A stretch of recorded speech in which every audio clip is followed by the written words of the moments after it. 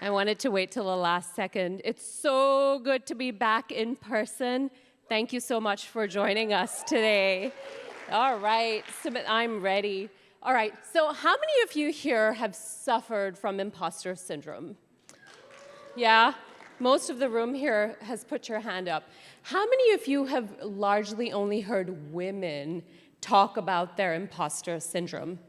Maybe the last 3 people you heard were talking about imposter syndrome. And this is really weird because over and over again when I ask this question, most people can only point to women's imposter syndrome. Even though the research is really clear, there is no gender difference between who experiences imposter syndrome and doesn't. The reality, friends, is that women's imposter syndrome is a myth. It has been pathologized in women. All right, so what is imposter syndrome? 50 years ago, 2 women decided and did some research and found that high-achieving women could not internalize their success, and they had imposter syndrome. And 50 years later, I still kept getting invited to conferences. If I only paid $9.99, if I attended this webinar, I would be able to get over the women's imposter syndrome so deeply embedded in me. So I became really curious. Was I hardwired as a woman to be imposter syndrome filled? Was there something in me that was causing this imposter syndrome? Or is it something that everyone experiences? So I kind of turned to my experiences, firstly, as a woman of color in tech, and I started thinking, what could be causing these feelings of imposter syndrome everyone keeps talking to me about? Could it be being one of the only? Could it be being mistaken or expected to be a quiet, submissive Indian woman when in actual fact, I'm more like a tiger? My husband's in the audience, he'll tell you. The other thing that was really surprising is how much I would hear, do you have a less weird name? Yeah, I'm gonna kind of feel a little bit like I don't belong, like I'm not very confident if you keep asking me why my name is so weird.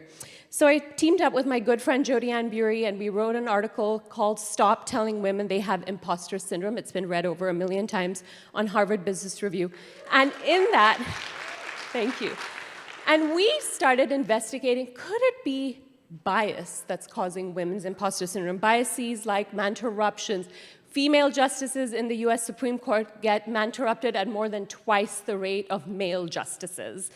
Could it be biases like, having a very narrow definition of what leadership looks like that does not look like this? Thank you to all these wonderful gents, but I'm sure there are many other styles of leadership out there.